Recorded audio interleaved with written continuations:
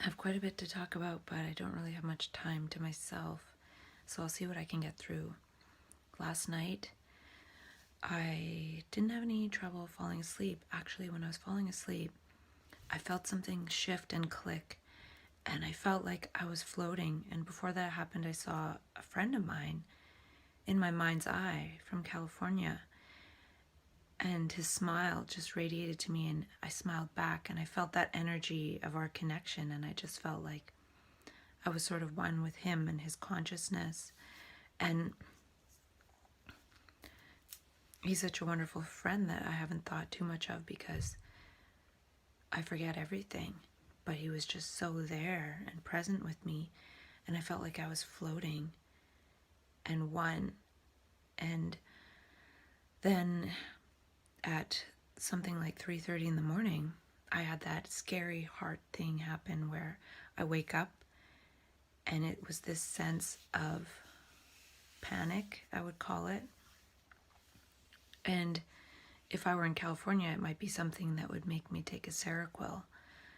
But since I'm at home, I got up and I took a vitamin C, a lipospheric vitamin C packet, and then I put on some Krishnamurti audio and just listened to that and fell back asleep. And yesterday I was doing some reading, and I was thinking about how before I was ever labeled with a mental illness, I was in this kind of process for 2 months, and at some point eventually I couldn't handle it. And that might happen again, but I'm seeing that in all the years leading up to that transformation that was turned into a mental illness, I was doing all that kind of reading. And then I got transformed into mental illness, so I've been focusing and reading and learning about different perspectives and talking about this along the way. But I realized yesterday, if it was a transformation process, I need to start reading about some of these maps of transformation again, because I've been spending a lot of time making my own context and meaning in order to move myself out of the mental health paradigm, but I'm sort of lost in my own map making process. And there are other maps for transformation. And I don't know if that's what's happening for sure, but I'd rather assume that than assume that it's returning symptoms of a mental illness. So I spent some time reading the book 1000 by Ramaji yesterday, and it was quite helpful. And it talks about non-duality, and I don't even know exactly what that means, but the thing I've been talking about with having the sense of being one with everything yet separate at the same time feels sort of like this non-duality paradox. So yeah. And then at the same time, reading the Ramaji book 1000, he talks about certain people and why they're at certain levels of consciousness. And you'd have to read the book to understand what I'm saying, but 600 is enlightenment. And some people don't really cross that barrier, but they're able to speak about their enlightenment experiences.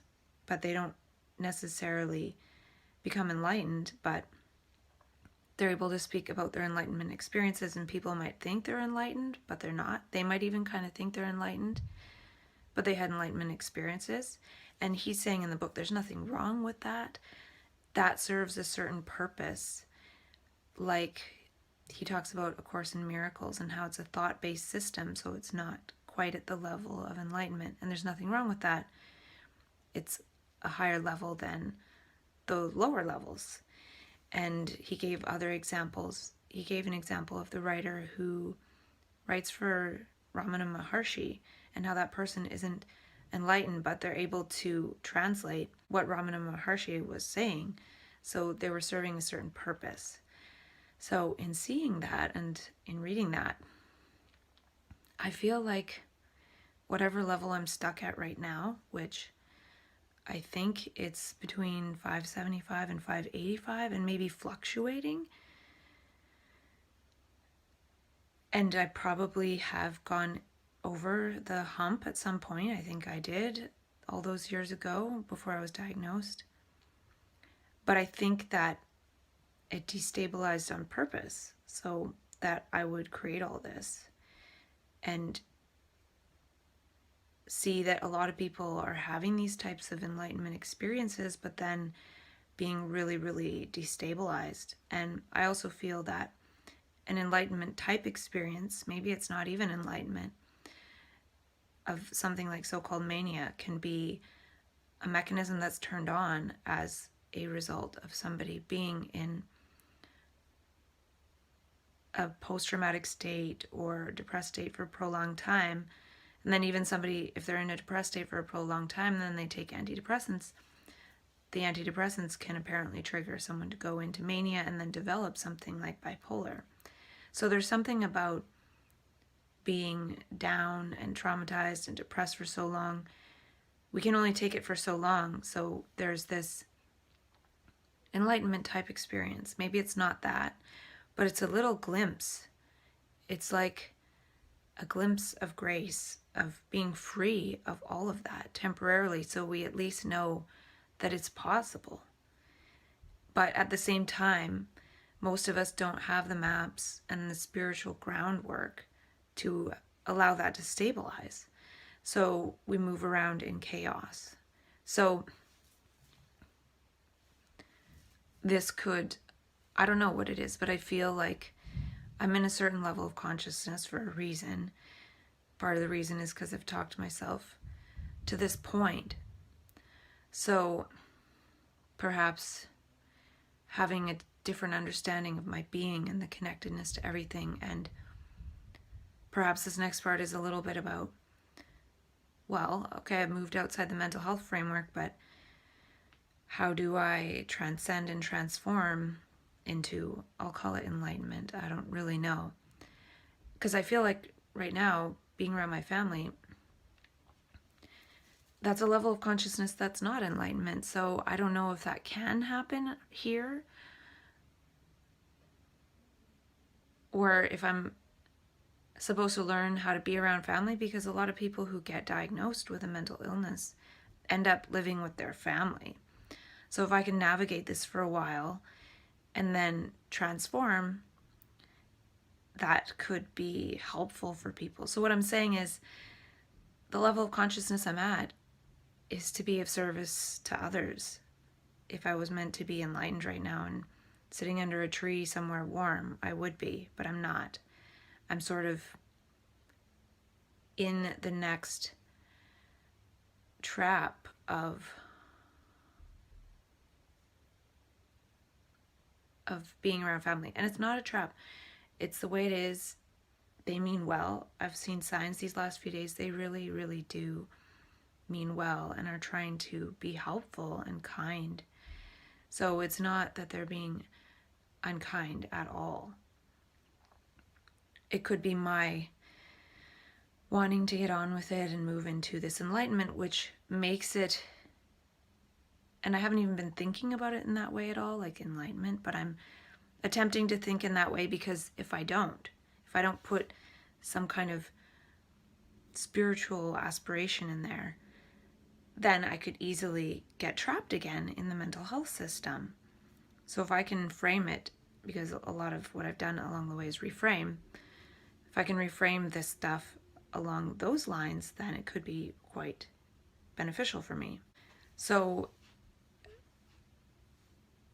this also could show that it's really important for people to be at a respite away from family when transitioning off meds, because family, if they don't really understand what's happening, like it's some kind of transformation that might happen, then it can lead to well-meaning people funneling somebody back into the mental health system.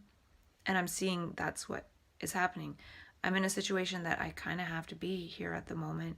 I want to take the business course, which is grounded in reality. Because if I don't create something grounded in reality, I could easily be ungrounded. And that heart thing last night was really scary. My brain gets this sense that I know too much, and so I need to die. I need to end my life. That was the feeling. And that sounds kind of conspiracy-ish or paranoid, but it doesn't feel paranoid. It feels like, poof, it just happens. I just jump out of bed and feel like this is the end. But then I read something helpful in the 1000 book by Ramaji. And it was really fascinating to read this because I was talking with myself about this kind of thing, and he talks about it in his book. So it is, again, I talk about something and then I read something and I find the confirmation of that, not the other way around, not studying the book and then deciding to overlay the pattern that somebody else has told me to think over it.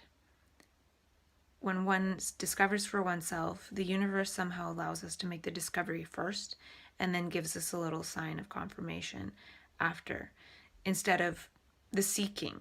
It's the discovering and then the seeing of that which one discovered as some kind of confirmation of being on the right kind of track. So what the book 1000 talks about is so important. I might even contact this Ramaji person, because to think that I can do this next part on my own might be a bit silly. I might need some help from people who have walked this path before. And this book 1000 by Ramaji, I quite recommend to people who are struggling, because it might provide a bit of a map to what's happening here. It illustrates it quite well. So I feel like people like us need to learn these things, otherwise we interpret everything as a mental illness. And part of the so-called mental illness is the way society's structured, so it's really hard to transform within the structure. And since I'm pretty sure I'll be within the structure for the next couple of months,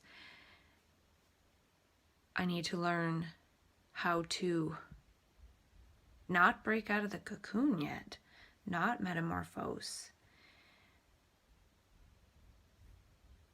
And if I do, it'll probably look like I'm freaking out, because the context around me is ready to put me back in the mental health system. So if something does happen, I would likely be better off doing that myself, medicating myself with a Seroquel myself and not saying anything to my family, than letting them know, because that will put all of that image and worry and everything onto it. And that's exactly what I've been trying to avoid by talking to myself on video and not telling anyone, because what people think will warp it. At least that's what I'm thinking. And along with that, I got confirmation that I have unlimited private embedding, so I'm going to work on that stuff in the next couple weeks, along with what I have to do. And hopefully I can get through it, because that was kind of scary last night. But I'll share what the book 1000 says about this in the next video. And I also listened to a talk by Dion Bimal. I used to study with him a little bit. Totally lost contact. I think he let me figure things out on my own, possibly. And the Ramaji book mentions that. He mentions before he settled into 1000 level consciousness, his guru person disappeared on him. So I feel like that's kind of what happened.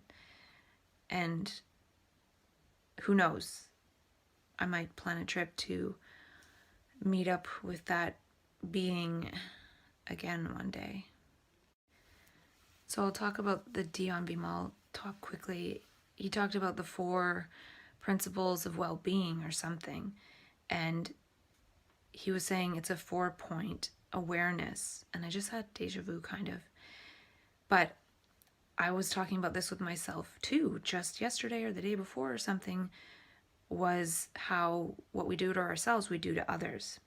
And he was making a really important point about when we do something to someone or with somebody, is it good for them? Is it good for me being good to them? So sometimes I feel like I do something that's good for somebody else, but then it's not good for me. And I'm pretty good at not doing that, but also being aware, if I'm doing something to somebody, is it good for them? And in it being good for them, is it good for me? And in that cycle, is it good for everyone? Is it good for all? And I think that's part of what is happening with this feeling of feeling stuck and trapped, is this living situation isn't good for me, and I know that. So I feel that, and I can't yet design a different one. And so he says, when you design your life like that, or put your life right like that, then that's when things can really move. And he talked about cities and magic, and he talked about some cool stuff. So I was thinking, yeah, it's good to look into this stuff again. But then when I had that heart palpitation thing last night, I kind of felt like maybe I'm not supposed to look into this stuff yet. Maybe just be. Maybe that's too much trying to do something, or maybe I'm not trying, I'm preparing. I don't know.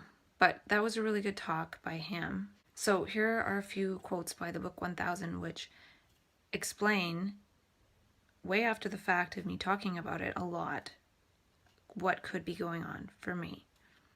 So he's talking about somebody who is at level of conscious 594, and 600 is enlightenment. He was talking with this guy, and he said he stayed at LOC 594 and made 3 attempts to transition into non-duality. All 3 were aborted by panic attacks. Since I knew that he was closer than close, I got very curious as to what exactly was taking place each time to prevent him. And this is still a quote from the book. His chest would start to hurt so terribly that he was convinced that he was having a heart attack. He was certain that he was going to physically die.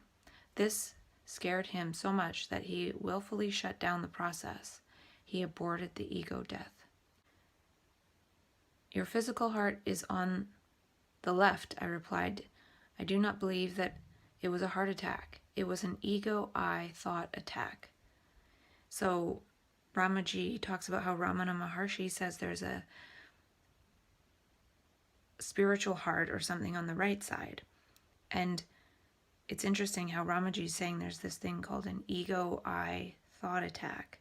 And I think this is happening to a lot of people. So in the book he says this is rare, but I think it's happening to a lot of people who are having panic attacks and then think that they're going to die or don't know what's happening. And he continues, listen, I'm not a doctor, so of course you should consult with a physician about such things. But I know for a fact that when a person is getting close to enlightenment, there are many things the ego, I thought, tries in order to scare you off. One of them is to make you very depressed. Another tactic it favors is to produce intensely painful sensations on the right side of the chest, where the causal heart is located. The guy from Thailand remained dubious. He had not read about the heart on the right, according to Ramana Maharshi. The idea of the ego I thought, I am the body, thought, that is the hidden root and source of the mind.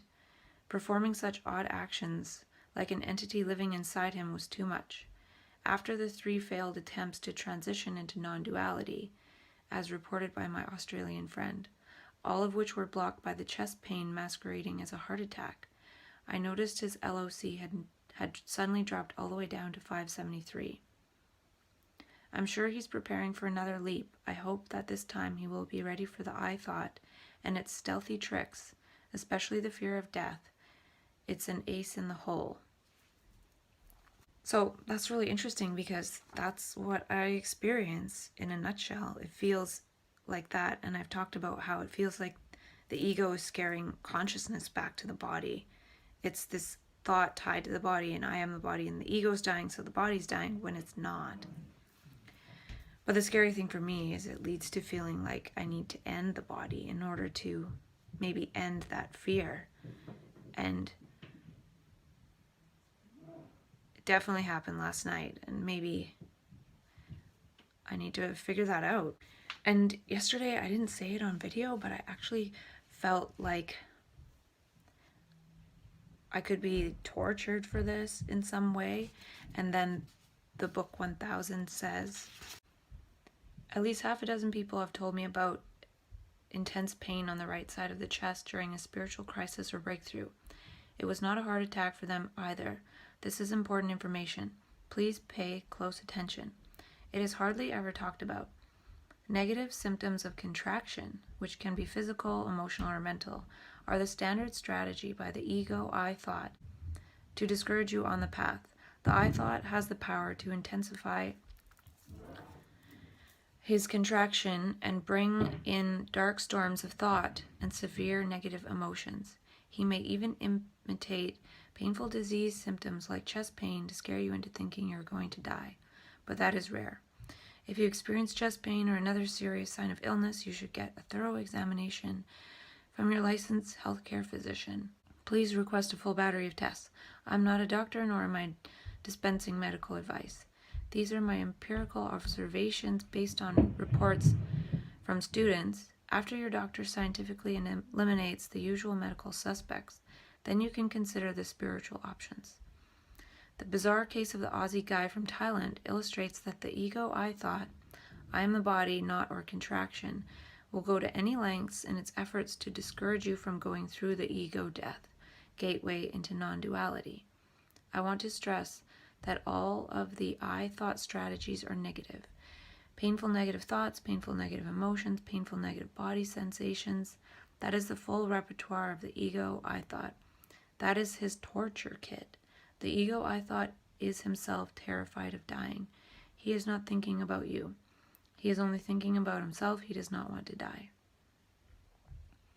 When I describe the I thought to students, I call it a thief, a con artist, a trickster, a criminal. The I thought does not care about you, the real self. It just cares about itself. Its strategies on the negative side are vast, yet it contributes nothing positive at all. Everything that is positive, such as feelings of peace, love, joy, gratitude, and bliss, are from the self, with a capital S, the pristine absolute. So this part I read to share because it's pertinent to me right now, and I need to remember it's the ego's tricks, the ego's trying to die, and I don't know if it can right now in the current situation. I feel like I went into that bliss oneness consciousness, seeing the vision of my friend from California, but that whole place is a higher consciousness, so it's really easier to abide in that. And so if I go into that blissy type state, then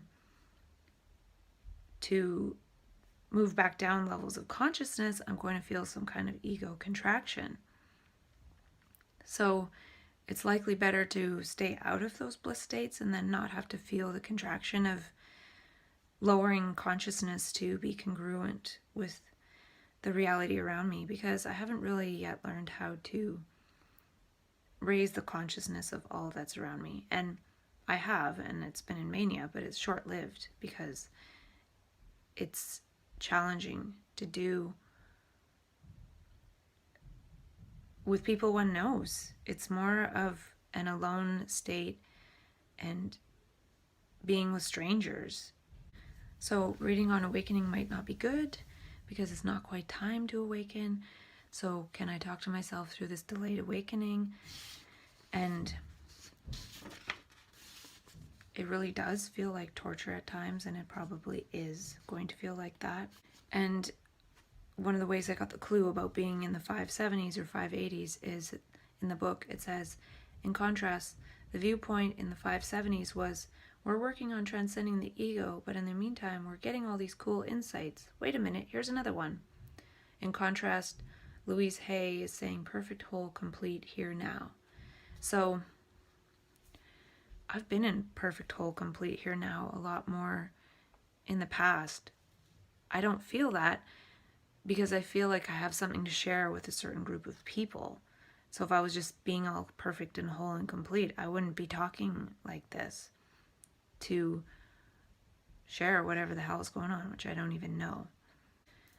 So I wanted to share that about that, and the book has a lot of other great insights and helpful hints, and I feel like maybe I will reach out to somebody to help me with this, because the people I know don't understand that part, so they would be helping me back into the mental health system. That's all they know how to do. And again, even if I need to put toxic chemicals in my brain in order to slow down this process, because it's not yet time, and that's what could be happening for a lot of us who get put in the mental health system, is it's not yet time for this transformation. If it was, we would be transforming. And few people are, but it's not really ready to happen en masse. And I feel like I'm walking between both worlds. I feel like I'm going probably from like 570 to 6 something and back. And I haven't really been in the 600s lately, I don't think, but I have been. And I think in reading this, it's helping me see that that heart contraction is the ego not wanting to die. Also realizing, oh, it's not time yet for the ego to die, so I'll wake up, I'll take some lipospheric vitamin C, and I'll go back to sleep. As long as I'm sleeping, that's okay. I can deal with that panic because I have the known gesture of getting up and taking the vitamin C, which used to be maybe getting up and taking Seroquel. And also knowing that I have the zap strap, and I kind of thought about that last night before I fell asleep. I don't want to do anything to harm myself accidentally. That's the last thing I want to do, but it seems like this ego mechanism would have me do something to harm myself in order for me to be ending up in the mental health system again and having to start again. So can I acknowledge that, yet continue to live the life that I'm living? And even if I have to drug myself for a couple days, it's not a big deal. I don't see that as a failure. It would change some of my milestone-y things, but I'm seeing now it's not necessarily about staying completely off meds. It's about preparing to transform and doing whatever necessary to make it so I don't get put in the hospital. So I don't want it to get to the point where I need to be put in the hospital because I've let it go too far. So yeah, lots to think about. I want to read more creativity quotes, but yeah, I have to figure out this balance between looking at transformation information, which could lead me to transform when it's not time to, or seeing that it's that, but focusing on ways to maintain not transforming into a level of consciousness over 600 yet. I might have to have a level of 600 consciousness lifestyle in order to do that. So this could be one of the challenges too, is lifestyle design in order to have it in alignment with the level of consciousness that one is going to move into, and understanding that process and those steps and the things that could happen. And framing it in terms of, wow, these panic attacks are the ego trying to die, not a mental illness. And it's, yeah, we'll see what happens. Okay, let's see if I can get through a couple more of these quotes about creativity from the book Swarm Intelligence by James Hayward Rowling Jr. And I just thought of something related to the book 1000 by Ramaji, which he talks about the 580s being thought-free and not seeking. And I don't feel like I'm seeking at all. This is why I feel like my consciousness, or whatever, is in quite a few different states. It's not really solidified in any of those. And it can go down to the lowest too. It's so fluid. Yeah, because there's a part of consciousness. Anyways, I'm not really seeking. I'm not really looking at gurus or following gurus. I study Krishnamurti's teachings for sure. But at the same time, I'm feeling like right now I could use a little bit of help from reading some of those perspectives. But my brain is mostly thought-free. I feel like I am walking in both worlds for a purpose. So here are a few more quotes that are very tantalizing for people who go into trance consciousness and map consciousness, which seems to be a swarm or hive-like consciousness. He says, but the reality is that social networks operate as creative contagions, as natural biosystemic forces communicating individual development through social contact and often the most subtle interactions, whether in the classroom or in the cultural world. So I like how he says subtle interactions. And biosystemic forces communicating individual development. So we're part of this as people who are trans-conscious. And the next quote, Diana Ross, once the lead singer of the Supremes until she went solo, who emerged from the prolific Motown social network activity. But Motown also serves as a clear model of how individual artistry emerges from collective creative interaction and strong mentorship. Participation in collective acts of creativity leaves an imprint of residual traits upon the individual. Creativity draws upon the widest possible spectrum of experiences, behaviors, and attributes. This breadth would not be possible if creativity did not also arise from the collective arena of experiences and points of view not initially your own, yet permanently imprinting us with contagious new traits. Collective creativity is in turn accelerated by the momentum of individual creators who find their highest purposes achieved as their achievements redirect the attentions and cultural trajectory of the larger social group. The catalyst for that redirection can be as subtle as individuals interacting with a timely invention, a provocative piece of writing, or a well-timed hit song. So this exactly summarizes the need for a collective creative network of people who are labeled with bipolar, because from this we can have people emerge as individual artists. So our work together will create some people that are able to emerge as real leaders or whatever the heck, I don't even know, but we can create that together. This example of the Motown social network, I didn't know, but there was all these artists working together that gave rise to several superstars. And it says in the quote somewhere that they didn't just work creatively to sing, but they also helped each other learn how to move, hold themselves, talk. A lot of them became actors. So together we can figure out what is our creative way of being. We are this creative hive and swarm, and can we help each other with these gestures and these ways of being and these ways of speaking so that we don't get turned into mental patients. Together, these Motown singers were probably at a time when I think it was the 70s or something, there was still a lot of racial stuff.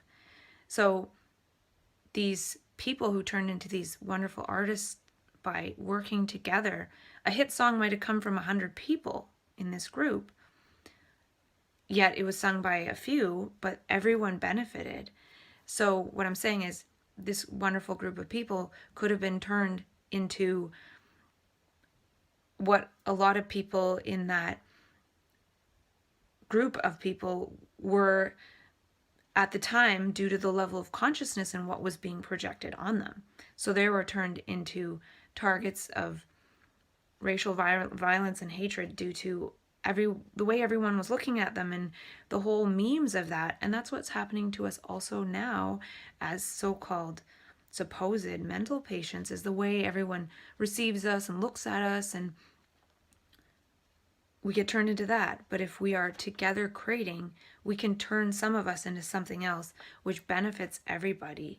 And then we're using our creativity, and we're no longer the mental patients in the psych ward, just like people aren't the African American people at the back of the bus and not allowed into schools, or however. I wasn't alive then, I don't know. I'm just trying to draw some parallels here, that if we get together in a creative collective, a hive of some sort, we can create ourselves into something else. Because individually, left to our own devices, we're creating in a context that would label us.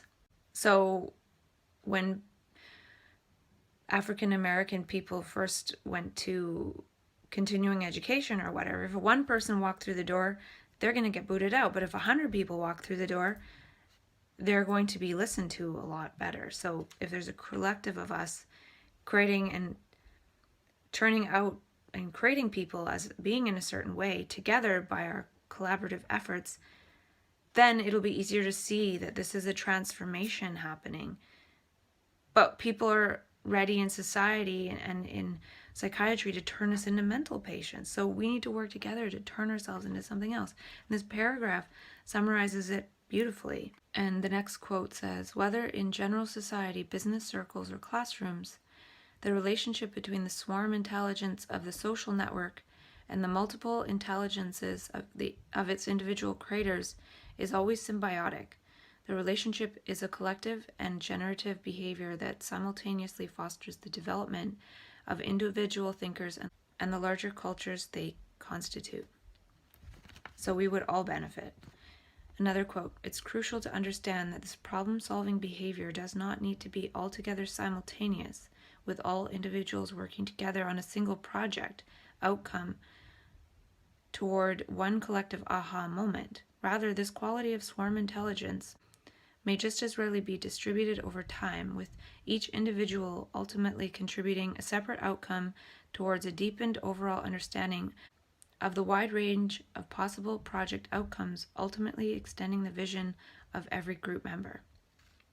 And that's why I invite co-creators and collaborators in the self-dialogue. Is this is just one being, but if all of us were working together, picked up some of the memes I've said, dropped most of them, tell me what you've created in your life, work together, this could be something big. And it's not about, okay, well, we're only going to work on this. People are doing everything, and people already are. People are creating things. People are working on different ideas. People are doing things with their creativity that's labeled bipolar. So then if we put that together and start working together, all of a sudden we're not these separate beings everywhere being worked on by a system, but we're working together and creating something new. And I feel like this is part of the innovation in consciousness that will happen. And us working together like that is possibly the next Silicon Valley, because we have access to those states of consciousness without having to take exogenous things like LSD. Our consciousness goes into that state without LSD. Then we have to take toxic pharmaceuticals to get us out of those states. And I think if we put those states to use to create, they'd become creative traits, and we'd be able to be more grounded in this, possibly.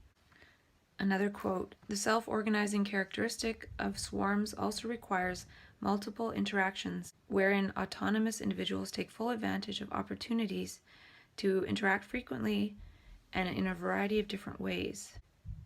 Earlier, I introduced the notion of how cultures are slowly created as individual members of social groups deploy the biocultural markers of their most rewarding choices and successful solutions for others to model after. So this is what I want to do by sharing this self-dialogue. It's deploying the biocultural markers. And then it's the part about Leonardo da Vinci that I was talking about. He says, it's safe to presume that Leonardo's first and foremost motivation was not to share his ideas and inventions freely with his neighbors and fellow Renaissance thinkers. At least, not until he was good and ready. And for all his genius, that's perhaps the one problem that he failed to solve.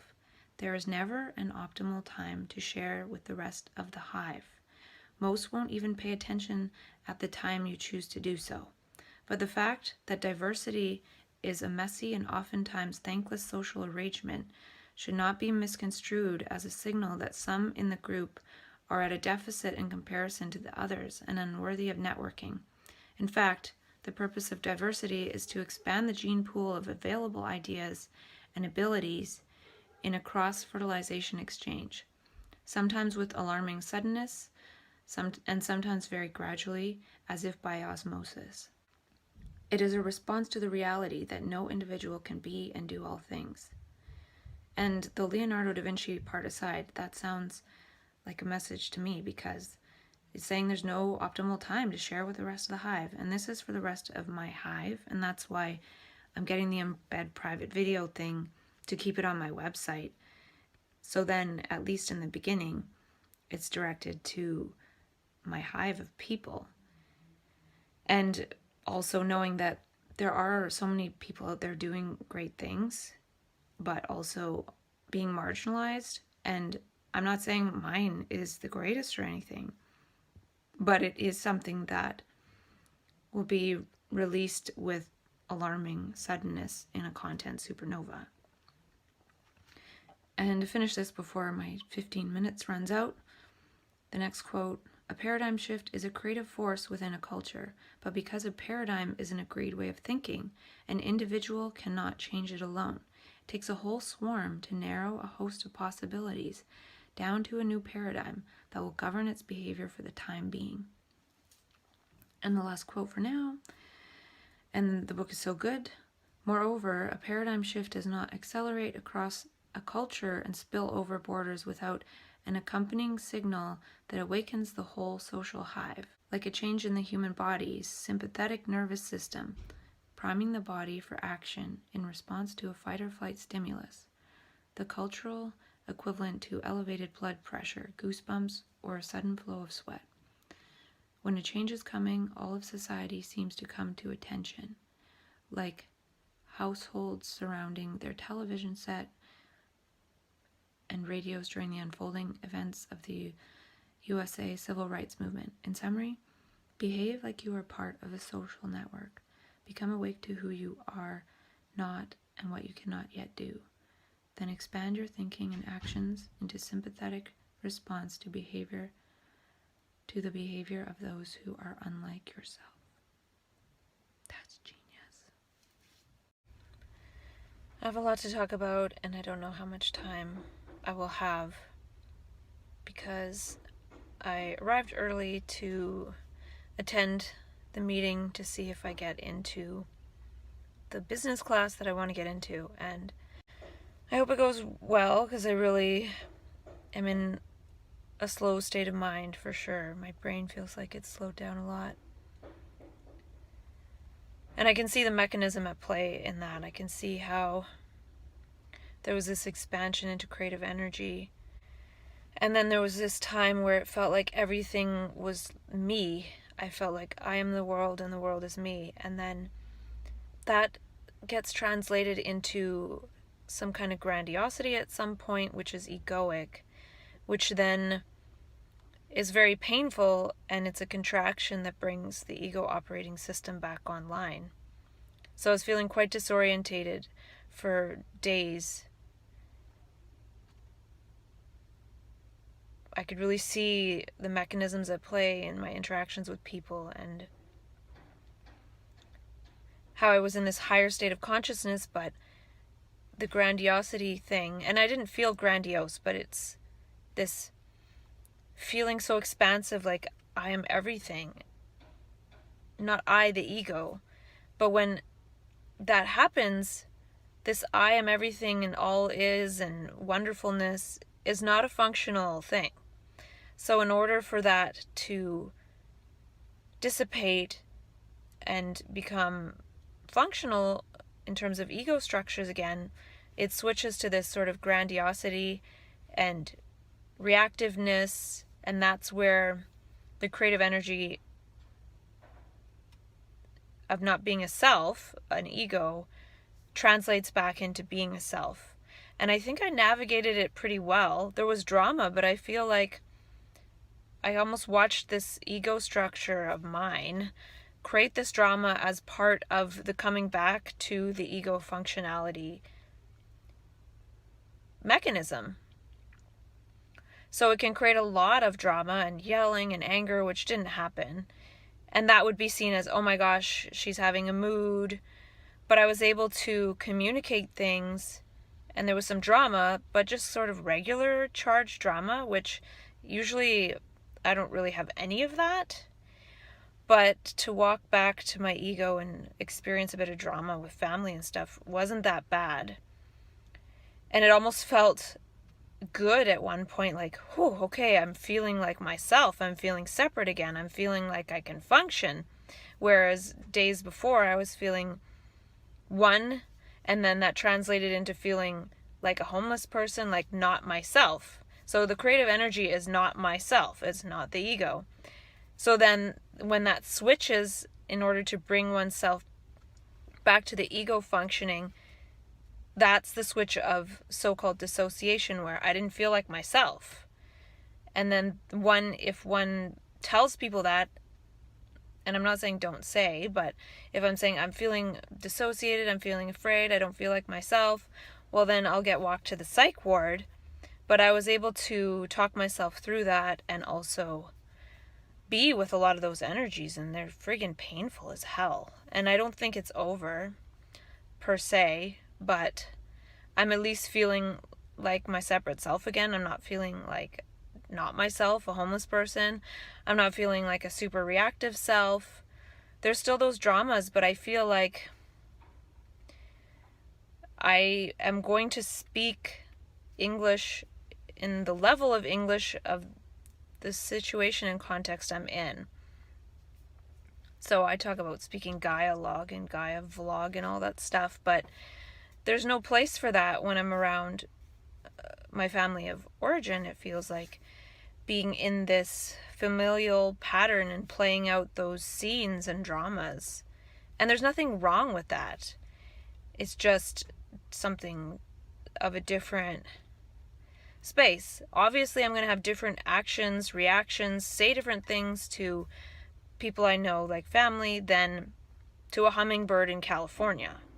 So to think that I should be operating like I was in California, in a different environment and consciousness and different beings around, people who think they know me around versus strangers. It's a lot easier to be this expansive, non-creative self around strangers because they don't have ideas about how you should be. So I'm seeing how the family structure does create some of this reactivity. And since one has had a taste of no self-creativity, there's more reactivity because we have a sense of how things could be. And other people don't see it that way. And it's not really a fault of theirs. It's how their brains are structured. And even in saying that right now feels really good because for a while I was feeling like they were me too. And that is not a fun way to operate at all. But then at the same time, I still feel like some of these energies I'm feeling, I'm literally feeling the stress of the people around me. My allostatic load of stress builds up really quickly, and it's making me feel really heavy and hard to move and hard to function. So I'm feeling like I'm feeling those others. So for a while I was feeling like I was them, identified with them, and like I could almost predict what they were going to come and say to me, and I could feel them walking towards me even if they were in the other room. And then now it feels separate. But I feel like that drama was needed in order to bring me back to that sense, because when somebody was speaking with me and saying like, rah, rah, rah, kind of angry, and I didn't take it in a personal type way, it almost felt like, oh good, as this person's saying these things, I'm feeling more and more separate, like a me. I don't feel like I need to defend myself, but I don't feel like this person. It was good, and I was seeing that there's something to do with communication. It's so big. So other days there was times when I felt so disconnected, like I wanted to escape, and then I managed to communicate something, and maybe there was a bit of drama, and it's not real drama, it's just communicating with whoever that one knows and they know you and things. And I almost felt better afterwards. Even though there was a bit of drama, it felt like, okay, I communicated something. So I'm seeing how important communication is, and I'm going to forget and have to remember this again for sure. And I'm feeling stress around people because I don't trust myself not to blurt out something drama-ish. And I almost had a sense of how I used to be years ago when I was living with my family before, and kind of snappy and reactive, and I'm like, whoa. And then sort of afraid of my dad sometimes, and I feel kind of afraid of him right now because I'm going to say something dumb around him and not even be able to stop it. It just comes out. It's the level of communication, and I don't know. But it's good, actually. I'm really learning to be around them, and I'm glad that now they're feeling more like separate thems than they did for a while. It is like this wave of expansion into everythingness, and then the being realizing that that's not how everyone is functioning. If everyone were functioning in that way, it'd be a completely different world and interaction and communication. We don't even know what that would look like. But since it seems like I expand, I don't really know. Something expands in perception until one feels like one is everything and everyone. But that doesn't work in the way society's structured right now. So when that flips, then I feel like I'm not myself. I didn't feel like myself. I felt like everyone. And then all of a sudden it's like, okay, I'm not myself. I'm a homeless person. And then it's like, okay, no, I'm everybody. But all this drama is what I am. And then one realizes one is the moment. And I've talked about this before. What is in front of oneself is what one will create with. So I'm with my family, so it's going to create family dynamics and drama. And I'm trying to navigate it such that it doesn't turn into a manifestation of, oh, she has her mental illness symptoms acting out. So I need to really be aware every moment and communicate. And apologize if I kind of blurt something out. And it's not bad stuff. It's just, I could have done that better. And then that creates more of the ego reflecting on itself, which creates more ego. So it's an interesting mechanism to bring oneself back. It's almost learning how to be that ego center functionality again when one spent some time in creative no selfhood or non-selfhood. And I don't know, I'm working this out day by day. It seems like now I have some space to reflect on it, whereas before the reflection would change each moment. So I didn't even have time to talk about it. I could only speak as that, and it changed moment to moment, and it was really tough. Like each moment felt so different. Like I could feel like somebody else or myself or the past or all the moments now, and it was so confusing and hard to navigate. And I feel like the worst of it is over, perhaps. I feel back in my body somewhat, and maybe not, because last night I had a really terrible dream. I was trying to fall asleep. I felt like I was being grabbed and held by someone, and I could feel myself like biting their fingers, and then I kept biting and struggling, and then eventually I bit them on the hand like right here. And then this is kind of graphic. It split open and was like bleeding into my mouth, and I was like, like stop this, what the hell? And it was so scary, and it felt real, and I was like half asleep. But I got up and I remembered to take some vitamin C, some lipospheric vitamin C, and then I put my chest strap on and I started up the Cardio Mood app, which just keeps track of my heart rate, and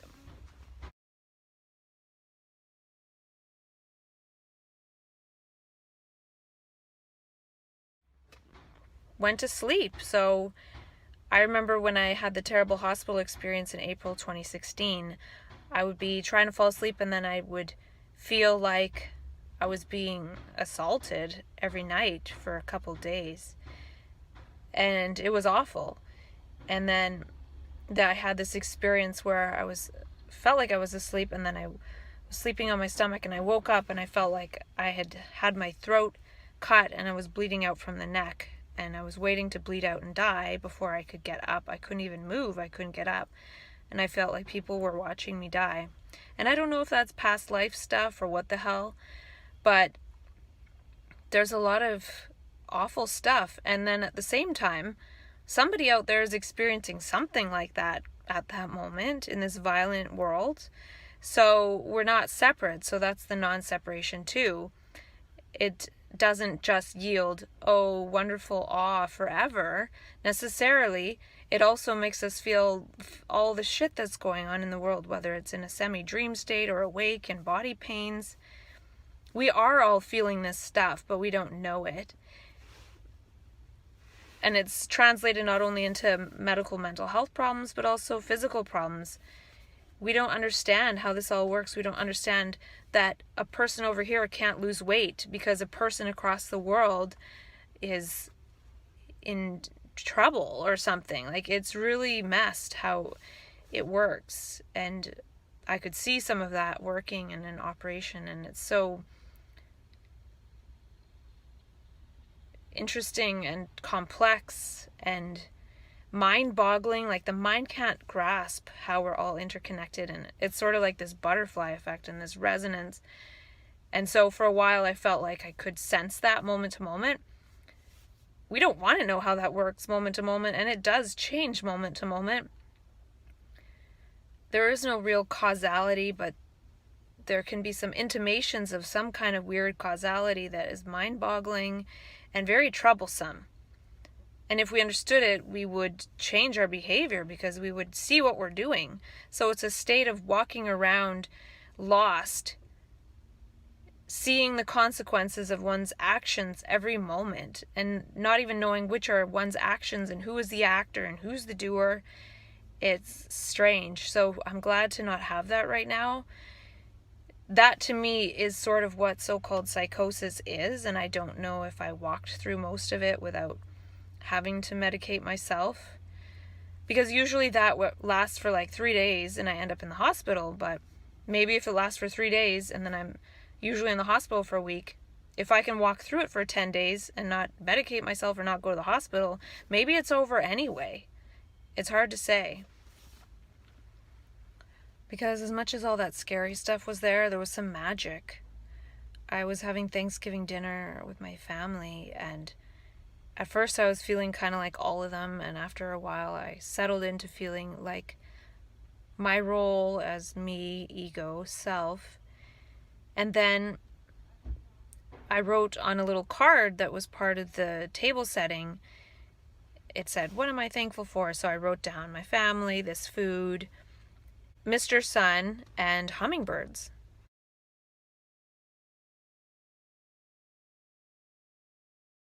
And then I walked to the window, and it was kind of late, like it was almost getting dark. It was getting dark, and it was cloudy. And I walked to the window, looked out, and a hummingbird came up and hovered right in front of the window and looked at me.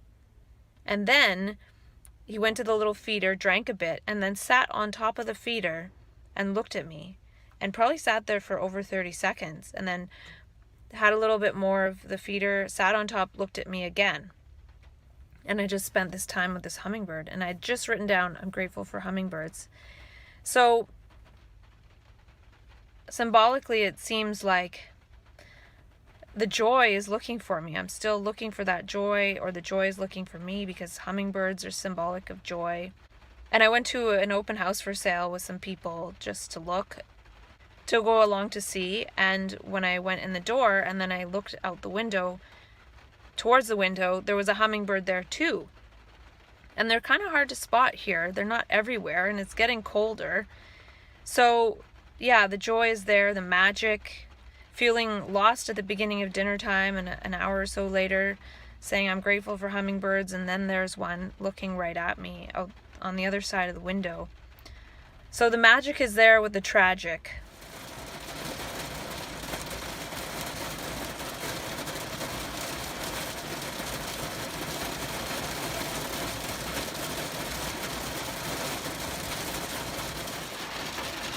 It's hailing. And speaking of magic, driving to this meeting today, I saw two formations of birds flying together and changing direction altogether and changing shape, and it was just so beautiful. Awe-inspiring. And it's interesting how this works, because even though things have been really hard, all of a sudden I can sing probably 10 to 20% better. So even though this could be something like a so-called depression-ish, even though I don't feel depressed, I don't think I feel depressed because I'm really trying and giving my energy to learning every moment, and not giving up on learning from my reactions. And usually I'm not reactive, but it seems like I am, and I'm, instead of trying to pretend that's not happening or something, learning from it and communicating again and trying again and keep going.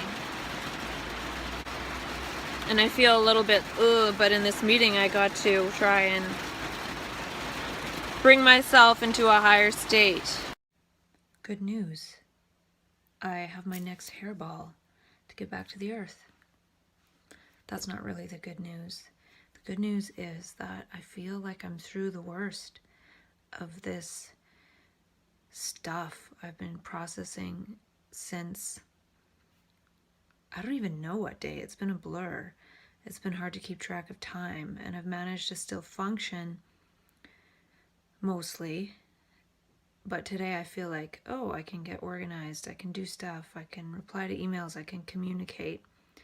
Whereas, yeah, so last night I didn't have any heart palpitation thing, I didn't have any bad dreams.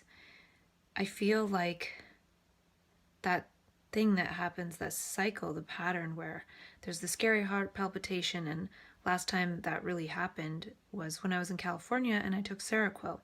This time it happened, I took lipospheric vitamin C, and I might have taken 2 more amino acid caps of hearty nutritionals, and then I went back to sleep. Then the next night I had the bad dream thing where I feel like I'm half asleep, half awake. It's really happening. It's really terrifying. That's happened to me when I've been in so-called psychosis and in the psych ward. But this time it happened, I wasn't in the psych ward, I was sleeping. So I feel like all the same sort of things happened as in a major crisis that has in the past been PTSD or major psychosis episode, but it was a lot more subtle. Like I could get through it without medicating myself. And I took it day by day. And I also got through it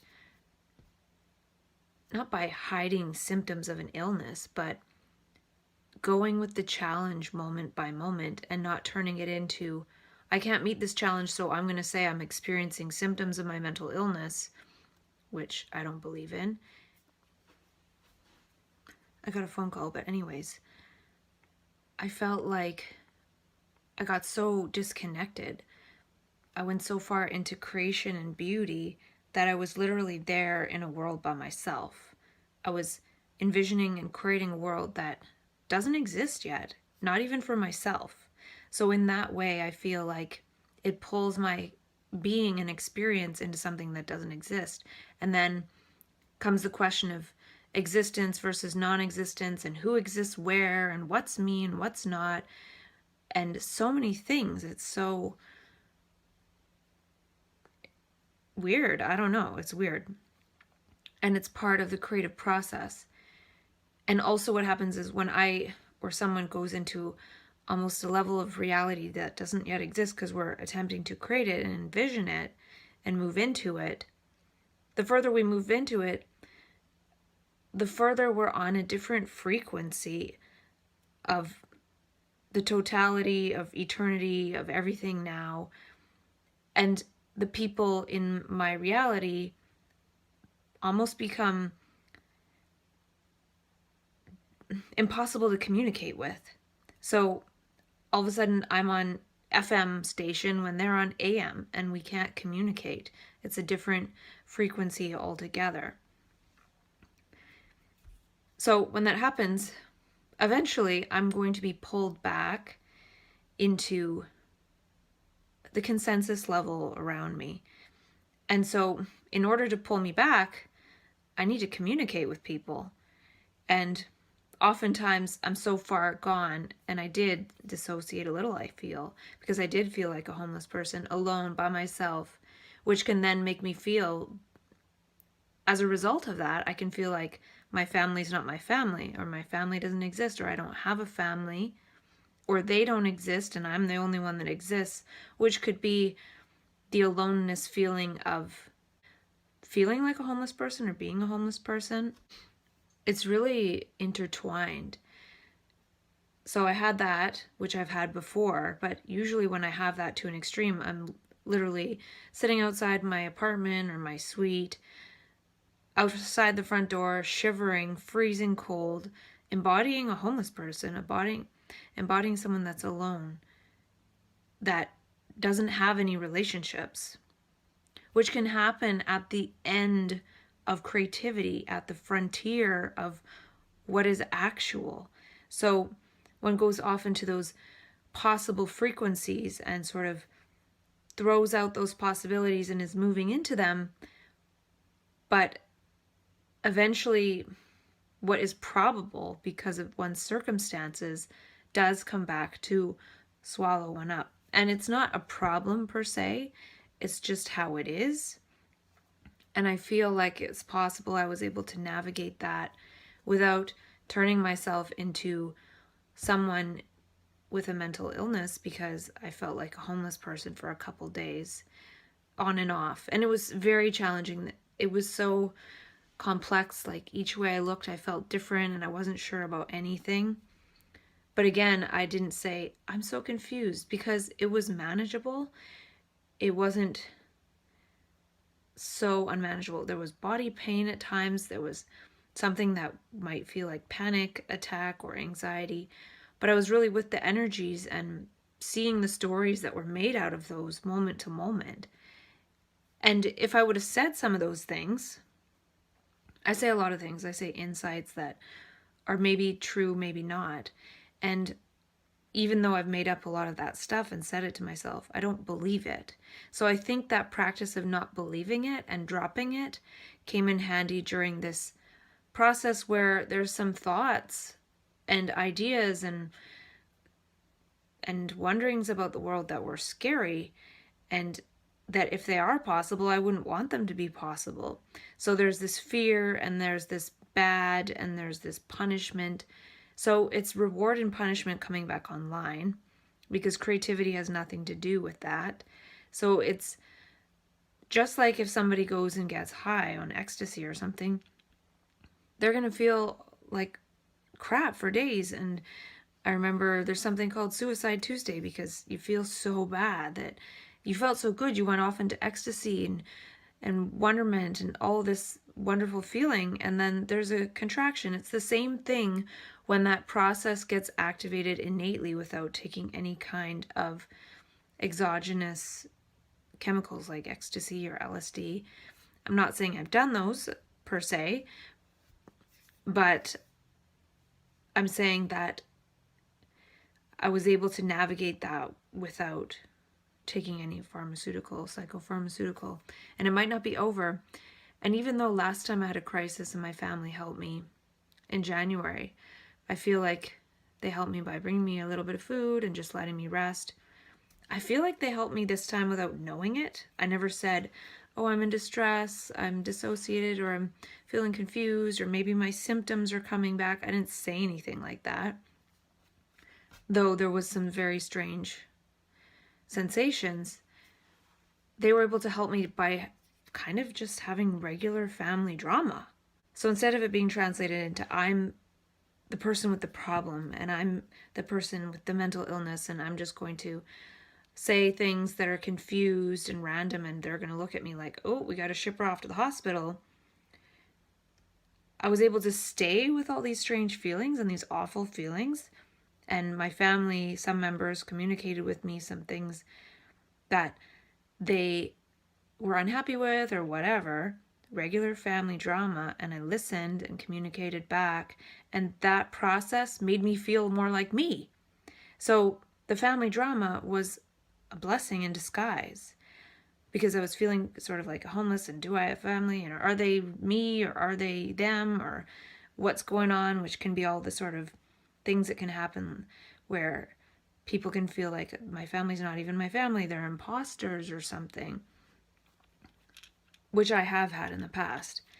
But I was able to stay with the uneasiness, and I think there's a perspective called solipsism or something, where from that perspective one believes one is the only person in the world or something. And I think that might come from omnipresence or something. There is an underlying self that we all share, a consciousness. And something that I realized in the shower today was that there is no such thing as objectivity. And that's what I've experienced these last days, is that how I felt energetically inside is how people reacted to me. And we kind of know this, but it felt very obvious. It didn't feel like, oh, that's something I can ignore and think about later. I could feel it as it was happening. And then it makes it more challenging, because one can feel sort of guilty, like, oh, I messed up, I didn't do that as good as I could have, which is the ego. So it was a mechanism. It's kind of an elegant design of this mechanism to have the ego come back online in a healthy-ish way. I don't know, to go too far off into non-selfhood around people that expect me to have a self and ego. I could have been a certain way, like, I'm creating something, get out of here, and then that actually leads to more grandiosity. But it felt sort of like humility in a way to be in that creative state for that period of time. It was weeks, and then go too far into it, it seems, which felt like everything is one, which felt like now I'm alone and I'm homeless and there's no one except for me. But it's not. That's the thing. There's one self, one consciousness, which at the end of seeing all of that, going too far into that, and we get to a place where we don't want to know how it works. So when that happens, I had this sense of, she knows too much, which, you know, conspiracy stories can come back online. But if one can get through those stories, there is a mechanism that helps the ego recoalesce from its scrambled state in order to allow the being to continue to walk out on the path that they partly were creating something to move into in the possible future. So it goes from reason, and that's the thing too, in these weird states that I've been experiencing the last 10 days, there's this thing about causality. Am I the cause? Are they the cause? Is there a they? Is there only one? Is there many? And when one feels so one, at the end of it, it can translate to grandiosity. But I'm seeing now that usually for me that translates to I'm all alone as a homeless person. And that's what reattaches me to my ego, this translating to a homeless person, because I usually don't translate it to a grandiosity thing, as in it's all about me and I'm the best. It goes to the opposite. It goes to the end, like, look what I did, it's awful, I'm homeless, I deserve this, these guilty shame stories that come online to bring the level of consciousness. It's like once one gets to the top, I don't even know what that means, there's this bottoming out. Same as if one does a drug to get high. There's a high, and then eventually it bottoms out, and there's an equal and opposite low. So creating too far ahead of everyone else, in quotes, like, I'm still not convinced that there isn't everyone else, or what the heck. And that's why I said there's no thing as objectivity. It's subjective. It is participatory. Like they're saying in the book, The Possibility Principle. It's possibilities. It's participatory. There's so many things here. I'm just feeling really grateful that it feels like I got through that. Usually my process is 3 days are really hard, and then I end up in the psych ward for 10 days. So and then I'm out, and then I'm okay after they take me off the antipsychotics. If they keep me on it, it's not good. And then I managed to do that myself in January. A couple days that were really bad, took antipsychotics for 2 weeks, then I'm back to myself. So if I do 3 days of awfulness before having to medicate myself, then, or not even really any. One time it came without any warning, and I just had that heart palpitation, scary, and then medicated myself. So this time, heart palpitation, scary, didn't medicate myself. Number of days really scary. What I'm trying to say is the scary days plus the days that I usually take antipsychotics, maximum 17 days. Average, probably 12 days, I would say. So I don't know exactly when this started, but I'm saying it might have been about 12 days. So if that's the time it takes, I think I've gone through it without medicating myself. So I'm realizing after editing my last video that I survived. And I think I survived this 8.5 month frontier that I haven't been able to transcend. And it started, and I felt feelings from the past of feeling trapped, feeling like I needed to escape. And I know what that pertains to. So then when I felt that way, it started playing out as patterns in my daily life, overlaid on my daily life now that don't actually apply. I'm safe, I'm not trapped, I don't need to escape, I can move about my daily life. But that started coming into play, and then I was feeling fear, and then the fear feeling made me feel really separate from my family, like they were trapping me. But really a time when I felt really trapped years ago was being overlaid onto this moment now, and then I was creating that pattern now. So I remember in my crisis in January, I was wondering, how did I survive? And so in saying now that I survived, that's big. Saying to myself, I survived. I'm okay. I'm safe. I got through that trauma cycle of that pattern without creating the story that I did before. I remember saying that Jesus must have saved me or something, took over my body and helped me or something. I don't know. And that relates to the homeless man. And then when I did go into that space in the 2 months before I was diagnosed, I did meet a homeless man. So it's all really confusing, and I'm not going to say that I have it figured out right now. I'm just happy to feel embodied as me and like I'm alive and not alone. And I've realized quite a few things, and I don't really know if I have realized them because I forget. It's not something that can be accumulated and then used as a pattern projected onto the next moments, even though I did figure out a few keys that I want to talk to myself about. And I wrote them down. And these keys that I've written down are participation, which resolves some of the separation or feeling like I'm everyone, and so does relationships. And the 4-point awareness that I mentioned, Dion Vimal mentioned, and sharing, not helping, because helping is still doing things to each other, but we can share. Being on this journey together, take care of the moment now and it will generate momentum. just be joy, communication, and the social fabric and dialogue. And I remember asking Dr. Daniel Fisher when I was taking the CPR training in April in California what he thought about micronutrients. And he said, it's all about relationships. And he didn't seem to really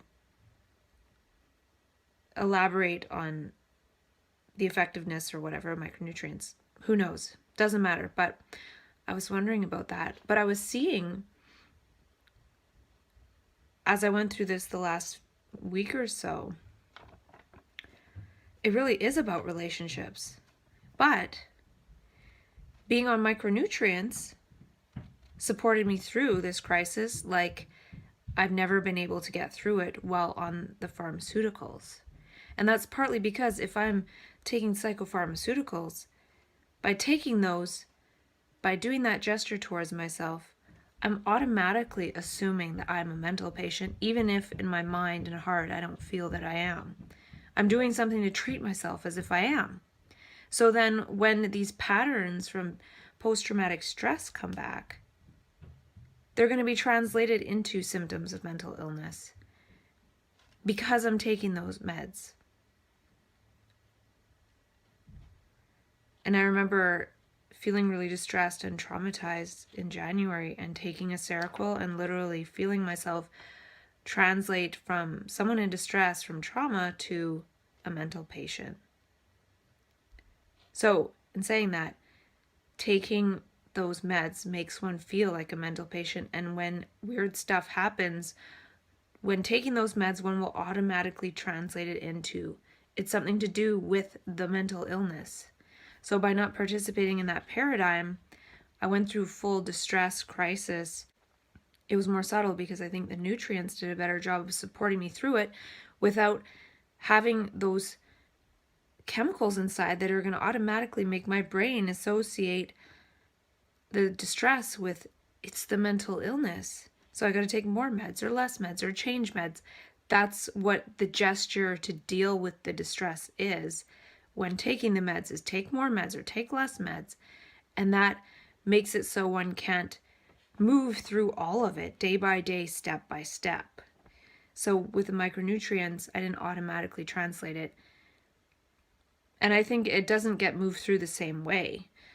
So when I was in distress in January, and then I took the Seroquel, and then I felt myself morph into a mental patient, my brain felt like it was imploding for 3 days. And I just laid there. Whereas this time, my brain was confused, my brain was distressed, there was pain in my body, but I still was living my life. So then I was able to meet each moment and figure things out in the moments walking through life, as opposed to laying in bed and just my brain imploding because I'm not facing the daily moments and allowing the daily moments with the help of people around me to move me through it. And I feel that's probably what the open dialogue approach does somewhat. I don't know a ton about it, but if somebody's in a crisis, open dialogue people who are trained, 2 of them will come in, sit with the whole family and the person in distress to help to dialogue in order to mend that person's social fabric. So I feel like with the help of micronutrients, I was able to go through this process of daily life, communicating with people a bit, having my brain do some weird stuff for sure, and it wasn't fun. Distress and crisis is not fun, but I was able to get through it. Day by day, moment by moment, allowing it to resolve itself. Not needing to sit down with people outside and have them help to reorganize the family, but I think the universe can do that too. But oftentimes we do need people to come in and mediate. But I feel like the process I've gone through and talking with myself all this time and not believing what I say, my mind is usually pretty silent, but there were some things that came to mind that were scary scary thoughts that I was going to die and things. But since I've worked all this time in dialogue with myself and building a relationship with myself that I don't believe what I say, if I don't believe what I say out loud to myself on video, I'm not really going to believe that much of these subtle, scary thoughts that pop into my mind. So the self-dialogue is also a process of deconditioning the brain from believing every little sound inside of it, every little bit of chatter. So I was able to still function through life and allow those bits of chatter to come up, and they're kind of scary, sure, but I didn't believe them, and then by believing them, cower in the corner in fear, which is a gesture, which is a action of believing that subtle whatever in my mind. Sometimes I would sit still with it and be with it and allow it to move instead of making it move me in certain ways that constitute some kind of embodied action that shows that I believe what this thought says. A lot of it is thought, and I've done Eckhart Tolle's Power of Now thing, and most thoughts don't operate most of the time, but there was this period of 10 days where there were some freaky thoughts coming up, and subtle, and not a ton, but very painful. And I feel like perhaps the micronutrients were able to support me through that, because I have the right nutrition, I have the right molecules in my body and vitamins and minerals to move through the day and not have a chemical come in and cloud my perception and almost guarantee that when something scary comes in, I'm going to believe it, because I'm going to think that I am this person with a mental illness and I should be afraid of myself and then run from myself or something. And part of it is listening with total attention. And that's something that I was listening to on a Krishnamurti talk while I was falling asleep. He's talking with Dr. Alan W. Anderson, and it's a conversation called The Art of Listening. I think it was talk 10. And he talks about listening with total attention, and I feel that I paid total attention to these subtle thoughts that were scaring me. Partial attention would be a scary thought comes up and I run and hide in the corner because I'm trying to escape it. Total attention is being with it and being with the pain of it, allowing it to be there, not running from it, and allowing it to do what it needs to do, but not change what I'm doing in daily life. So by having these things come up that aren't congruent with daily life, surrendering to them, not doing something about them, because they're thoughts, they're subtle. They're not real, they're not here, they're not now. But if I do an action or behavior or move like they are real and show in an embodied way that they are scaring me, then I'm saying that they're real. But by still going about my daily life, I'm denying those things through my embodiment. So a different thing would be being afraid, then getting more afraid, then more afraid, and then eventually ending up in the psych ward. But if I'm able to be with that fear and still go about the day, that energy is not accumulating to move me into going into the psych ward. Or by not behaving in certain ways, it's there, but I'm not allowing it to take me over. And it's really complicated. I'm not saying I recommend this process to people per se. It's really challenging, and I'm not saying it's over, because now I feel there will be some conversations and drama to have, which will reaffirm the level that I'm at, which is good. I'm at the level of my ego self, and I'm happy to be there. It's a lot more congruent than feeling like a homeless person on the street when I'm not a homeless person on the street right now. I'm wondering too if the homeless person on the street thing has anything to do with how many of them self-direct and medicate with something of their choice as opposed to psychopharmaceuticals. And that's something that I've done, is I've self-directed, and now I'm choosing to support myself with micronutrients as opposed to psychopharmaceuticals. So in that way, I am like a homeless person, because I'm not taking the stuff that medical authority would have me take. That's a little bit of a leap, but I'm wondering why.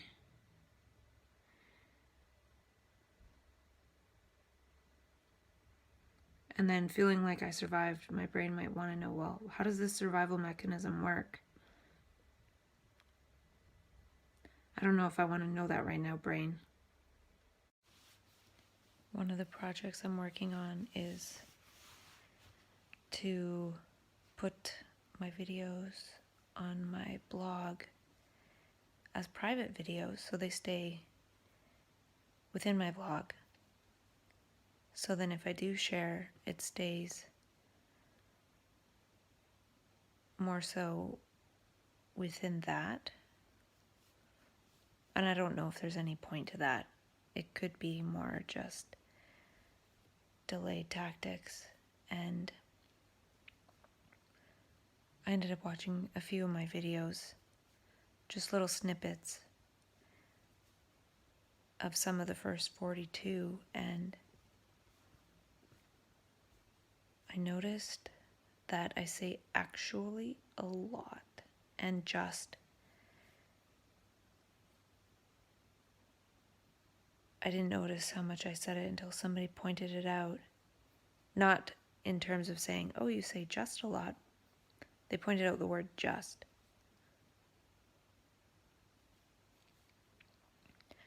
So whatever. Nothing can be done.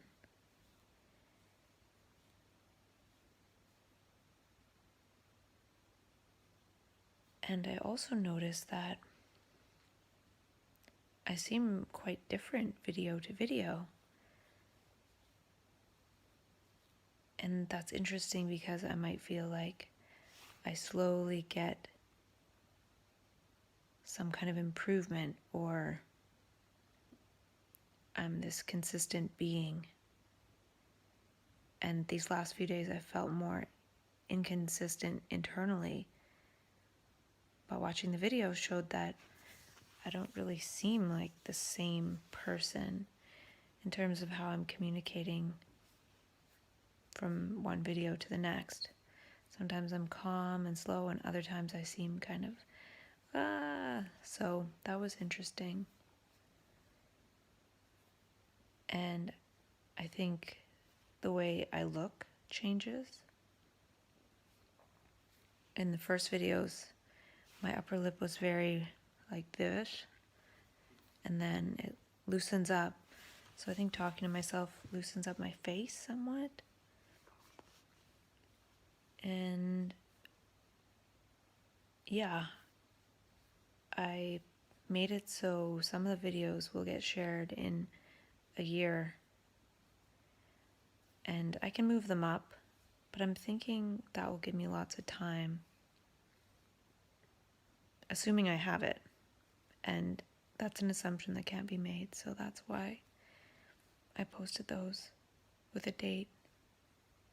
And not all of them are there, and I might decide to put them as drafts, but this way there's a seed of something, and then maybe the rest will be looked for. Who knows? Doesn't matter. But I was feeling fine, and then since watching the videos, my body has some menthol type feeling, or I don't know if it's distress or what. And also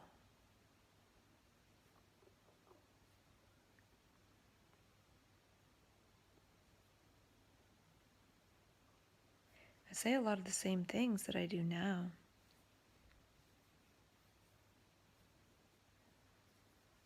I said a lot of the same thing, the same theme from the very beginning. So not much has really changed in that regard.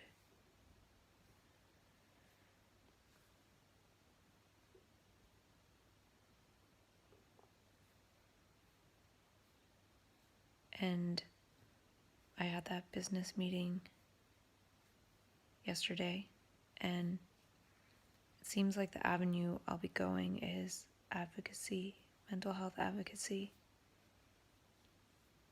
And that could change, but in terms of viability, the advisor thought there was some possible viability there. It feels so limited still, though. It feels like there's so much more I want to create. But gotta walk things out in daily life, and I think they happen a lot slower in daily life than they do in the mind, which is true. My mind can see visions of creative respite and all this fancy stuff, but to actually create that takes a lot of time. And having those big visions sometimes makes it more challenging to feel present. I feel present, but I also feel dissonant. Perhaps because what I want to create isn't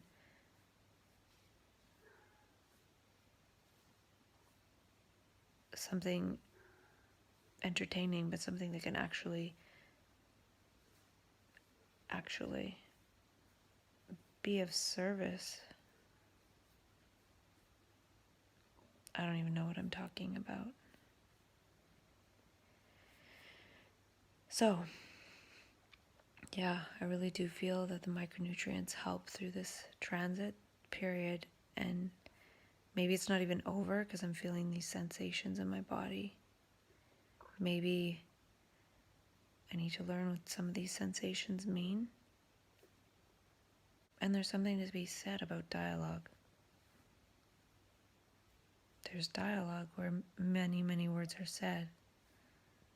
But the process of dialogue itself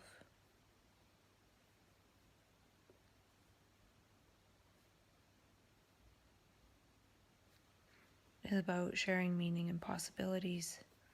It's not about believing. So I was sitting here just now and this sense of wondering if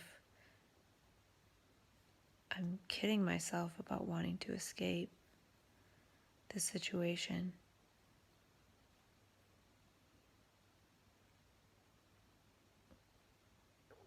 Having to pretend I'm okay with it.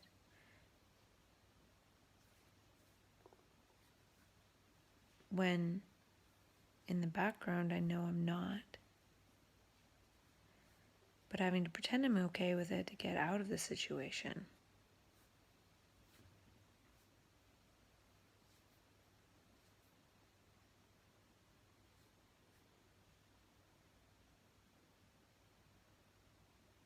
And there's still this sense of escape.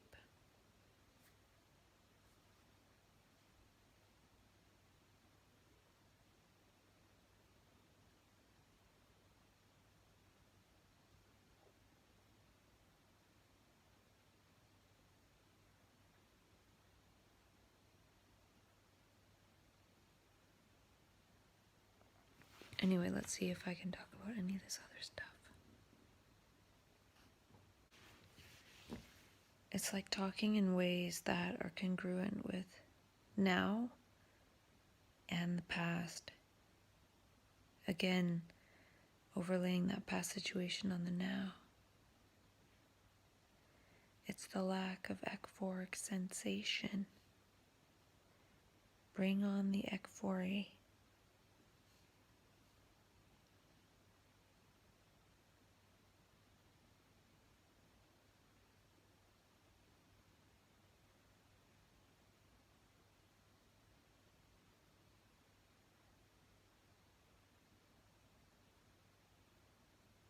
The cells of my body are in pain.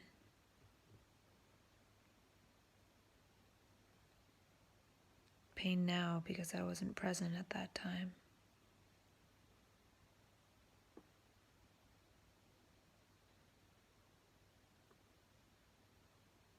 I'd like to apologize to my body for not being present.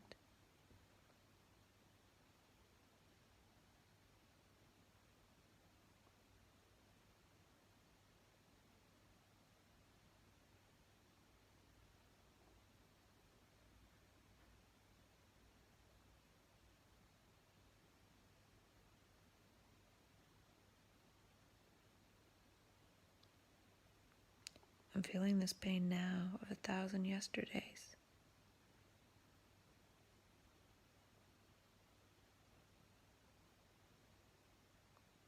I'm not sure if this pain after scheduling those videos is a sign that I shouldn't schedule them. Is that right, body?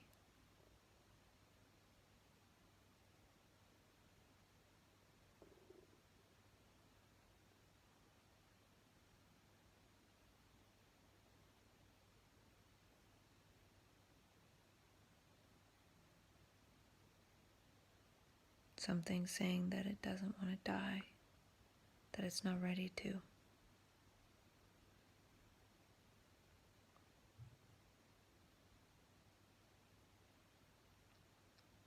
You're alive now.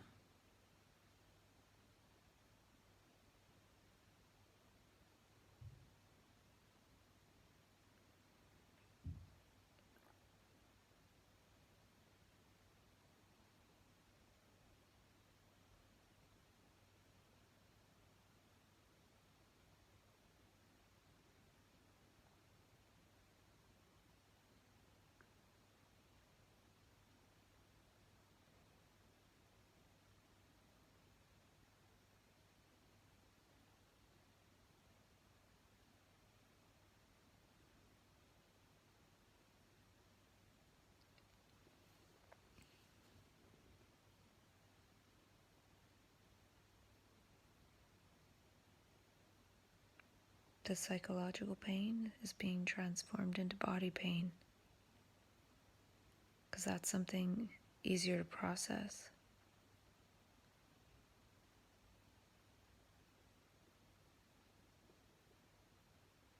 Sitting with the pain.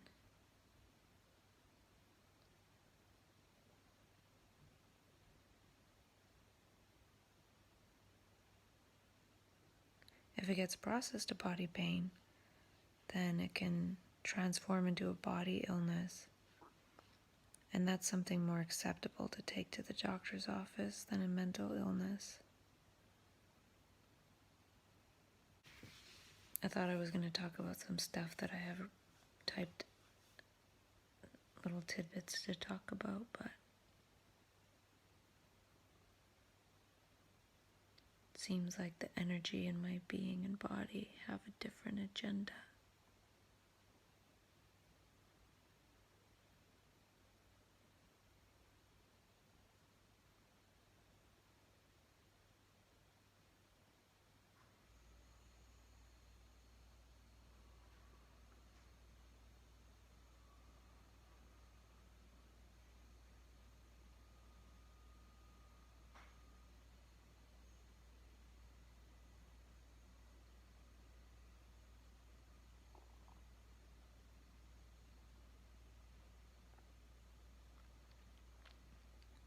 I was listening to a Krishnamurti talk. I think it was that same Talk 10 with Dr. Alan W. Anderson, and he was saying something about how beauty is related to passion, and passion comes from sorrow. And I remember listening to talks where he was talking about sorrow turning into passion. But I hadn't heard him say that in a long time, because I often listen to the same talk on repeat or something. But he said that, and it made me think about how Sometimes I go into these states of feeling a lot of pain and suffering, and then I say I'm feeling empathy for things outside myself, non-locally, and blah, blah, blah.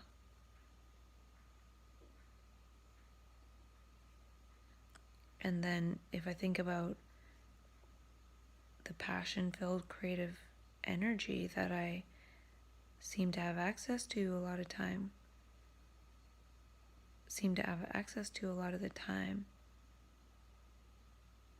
it stems from spending some time in some really sorrowful, painful states.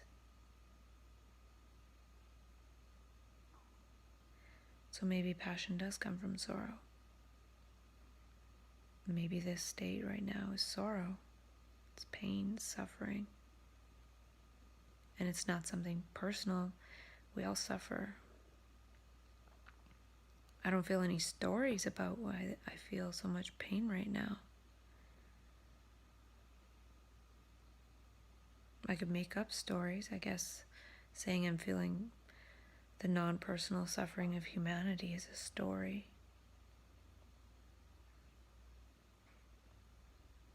But it's there, I can feel it.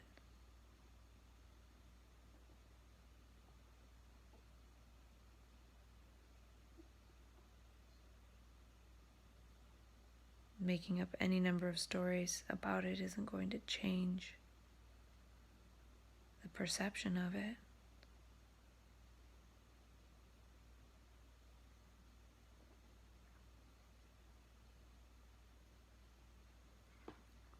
But we're so trained to escape from this suffering, any suffering, even a moment of suffering.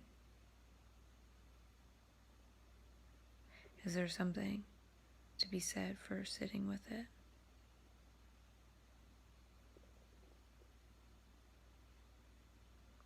Does that decondition the brain from escape?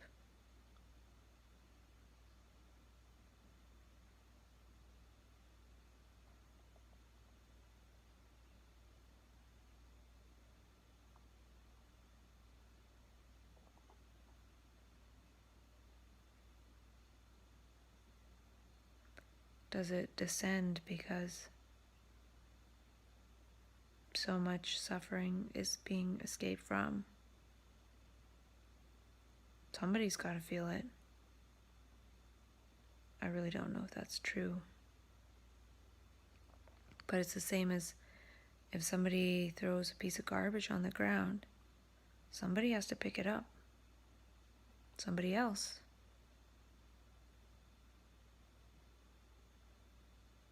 It could be the same in consciousness. Could be mathematical.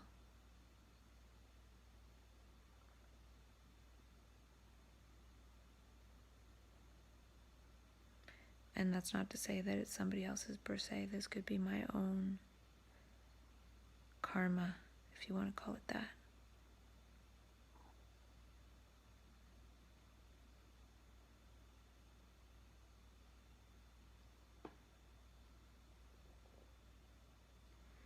And Krishnamurti also says,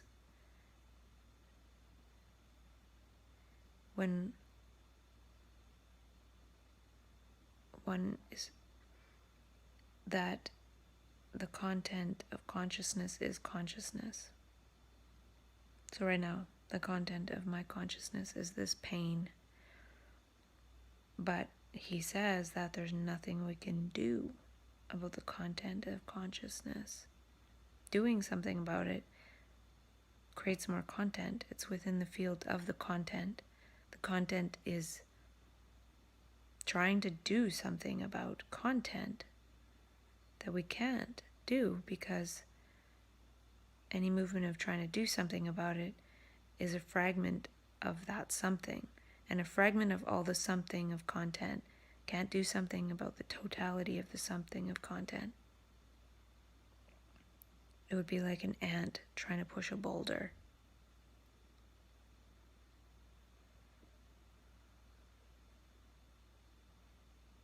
So sitting with it,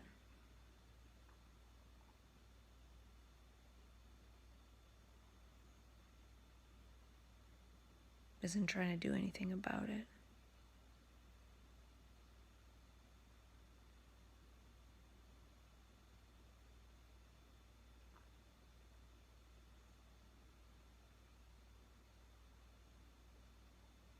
It will pass, just like the poop will eventually leave the chute if you sit there long enough. Maybe this is the brain taking a poop and the cells pooping out the pain of 1,000 yesterdays.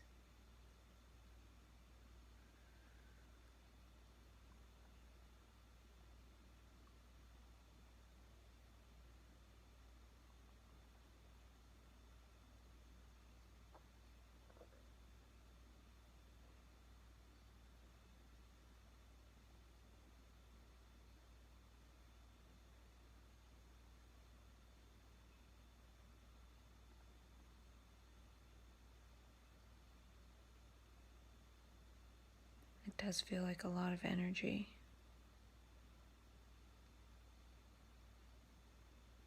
And just like getting an electric shock hurts because it's too much energy, electricity going through the nervous system. This could be that too. This could be a completely, supposedly, so-called positive thing.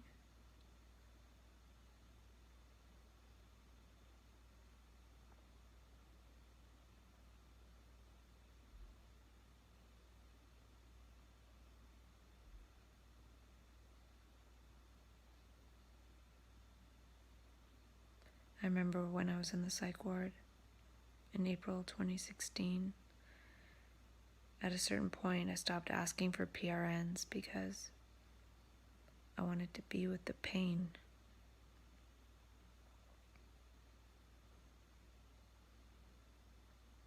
I wanted to feel it.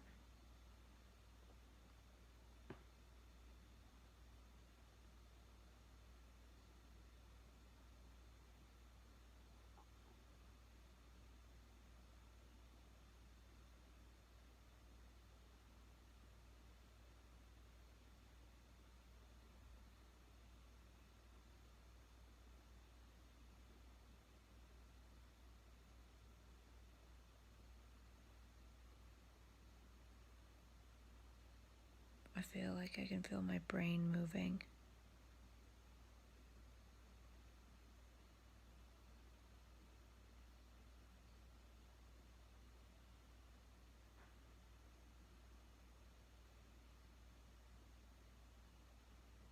Maybe the brain is restructuring itself in the body too. The neurons in the body.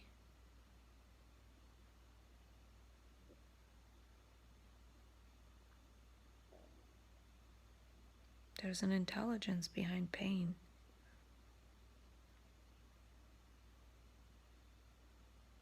We think pain is something to be stopped. We think we know what pain is.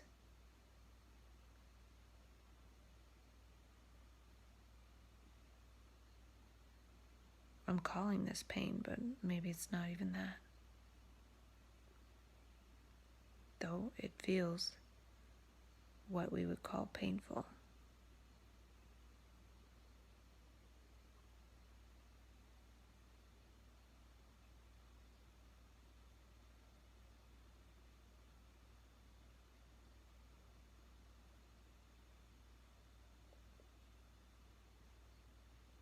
I wonder what a caterpillar feels while it's metamorphosing.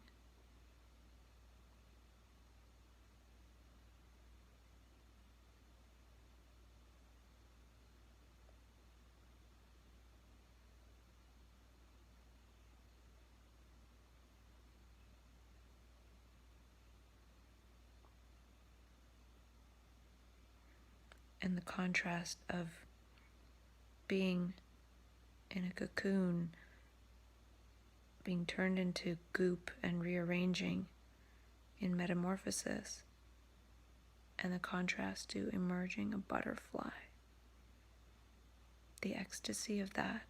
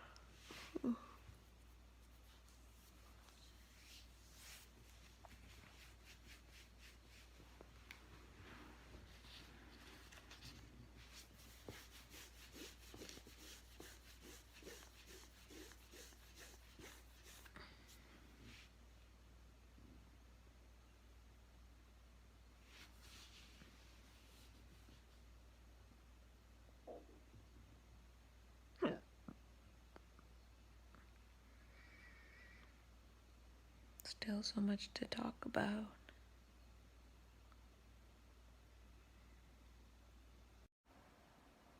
So the pain is mostly past, and there were a few other things I wanted to talk about with myself that aren't really, I haven't gotten to yet because I feel behind. I'm reading a book called Tribes, and the cover said, "Tribes, we need you to lead us." And it's really good.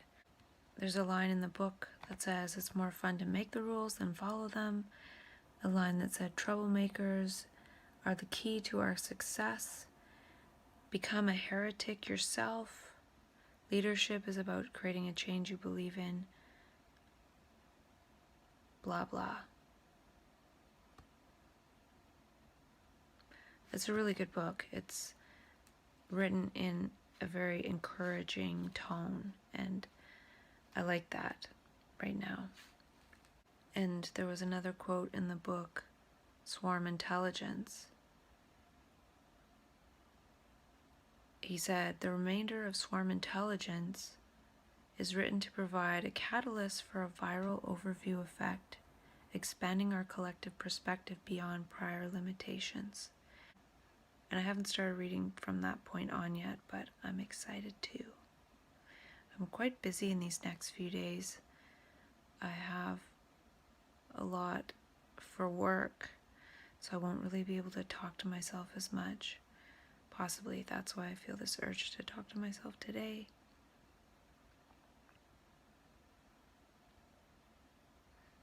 And I had a really good talk with Katie, and I was telling her some of my ideas about creating a meaning bank and a bank of insights, and collecting it all together and putting it through an algorithm, and that way it would say which meanings and which insights and memes are most common, and maybe there's an overlying theme and message there if you put a lot of these different brains harvesting the meaning together.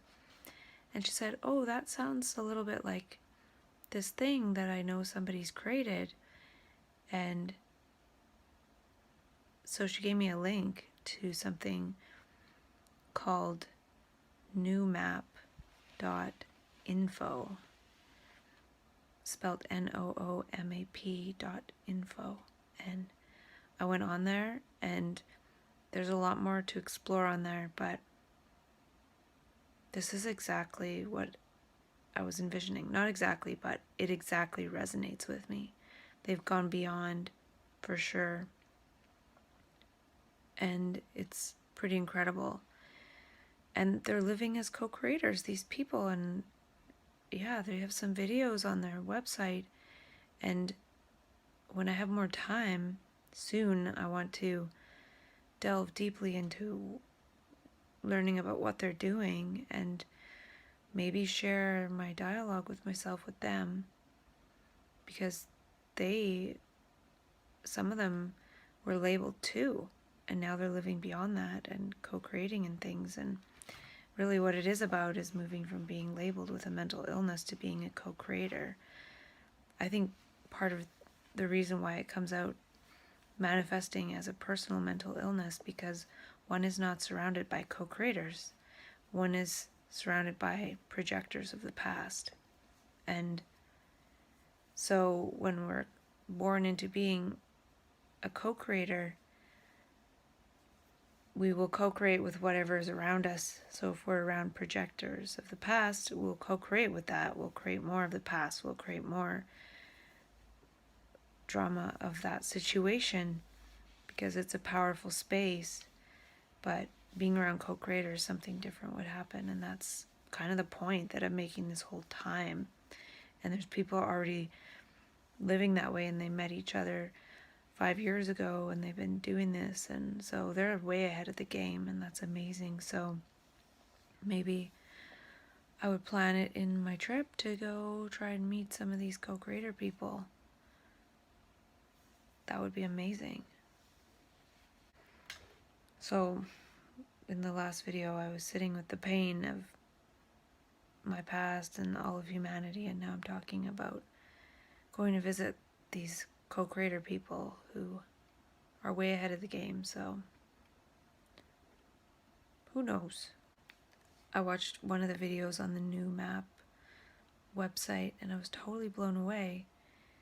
They mentioned these 7 principles of co-creation, and apparently they were outlined by Barbara Marx Hubbard, and I've heard that name. Maybe she's part of the Institute of Noetic Sciences or Heart Math or something, I don't know. That's my guess without looking it up. And there's 7 principles, which are something like synergy, synchronicity, syntony, and these other S words that I can't remember, but it sounds like there are actual words for some of these phenomena that I've been attempting to describe on my own. And I've been doing this to create a context of memes to keep myself shielded from the memes of seeing myself as defective and deficient and mentally ill and all that. But it seems like there's already a universe created of that languaging and people living in it. And I'm not there yet. I need to continue to create memes and do reading around being a creative individual. Because right now I feel like it's not so much this challenge or battle of getting out of the mental health system, but it's getting out of the reality where people think everything's impossible. That's not possible because of this. This is not possible because of that. Into the world of creative possibilities and creating possibilities. And it's challenging to do that around people who don't see life the same way.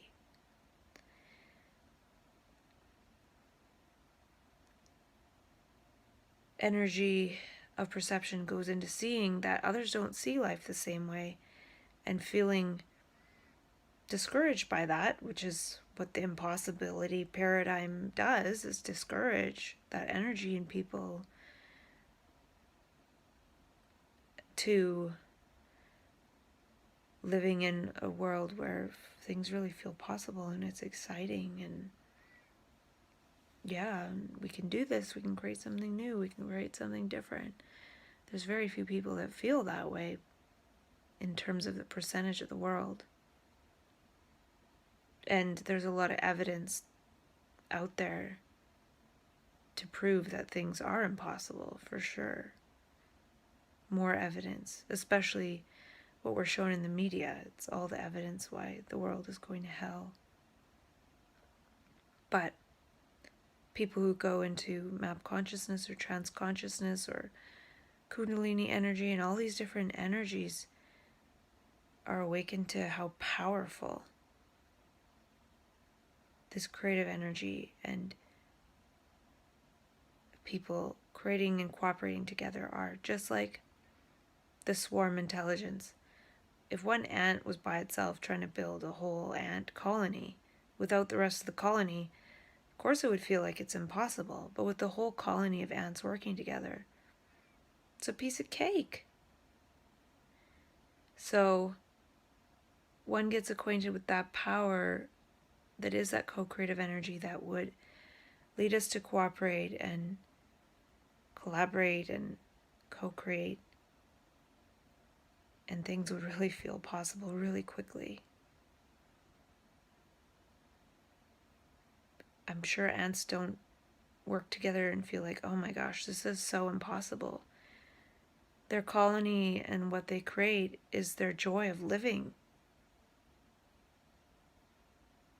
Creating it and living within what they've created.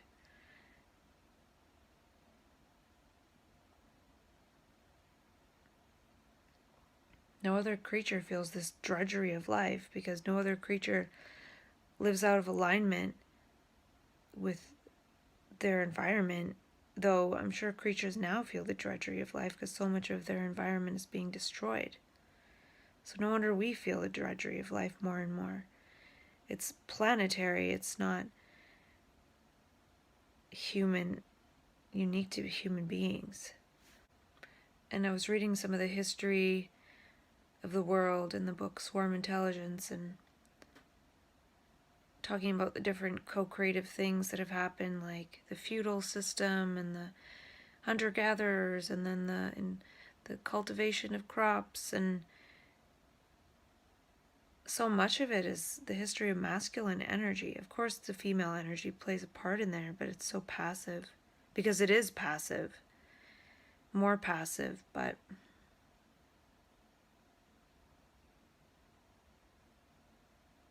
yeah, I don't know what I'm talking about. And I was watching a little bit of video 20 that I made that is from late August. And then I put it in the 20th spot. And I talk about this swarm and ant thing and make reference to it before reading the book Swarm Intelligence. And I really do feel that we have to discover something within ourselves, for ourselves, before we can encounter it, before we can discover it out there in the manifest.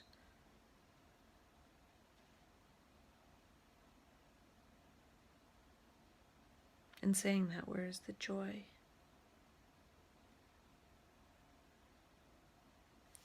And speaking of ants, I have this supplement, and I think it's from ants, which isn't really vegan or anything, but I wonder if this is such a powerful antioxidant because it's from ants, which have swarm intelligence. I wonder if this can manifest some swarm intelligence in human beings, because one is taking on the properties of ants, social insects.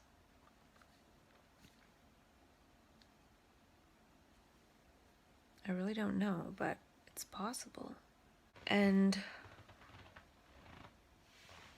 I also put a bottle of Hardy Nutritionals micronutrients, and also the amino acids in my car, so that way I don't have to worry about being out and about and not having any on hand. I usually remember to fill up my little travel container, but what if for some reason I want to live like a manic and just say, sure, I'll go here for 3 days? If I don't have those with me, I can't go anywhere. So that's why I did that.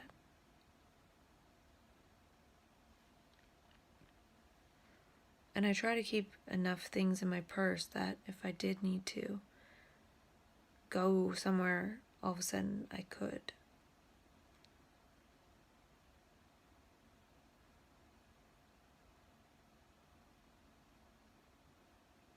So yeah, this new map website, there is so much on there. I can't even believe this. And that's showing the power of sharing one's visions. I shared my visions and ideas and thoughts and dreams with Katie, and she's like, I know someone who's doing that and has already kind of done most of it. And it's wonderful when people have already done things, because then one doesn't have to do it oneself. So I'm wondering if there's a way to reach out to them creatively and find my tribe of people, co-creators. And it felt really wonderful to know that they're already out there.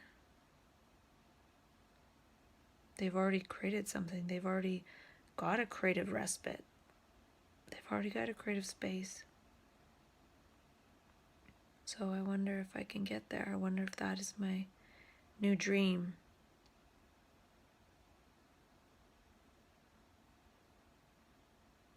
And the one guy on the video, one of the 3 people that I watched an interview with, he was diagnosed with bipolar and was in that for 15 years, and now he's a co-creator and he's still working at it, and he wants to share his journey with people so that they don't get pathologized. He's doing the same thing that I am.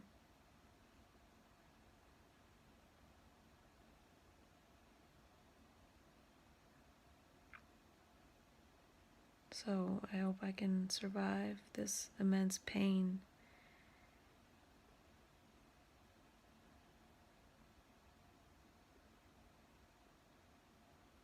Maybe if I put those posts on draft, the pain will go away. I do want to talk a lot more about this new map thing. I just touched on it today. And I have some really great, amazing, supportive people in my life. And I'm really grateful. I'm grateful for my family. I'm grateful for food. I'm grateful for my space heater and my car, and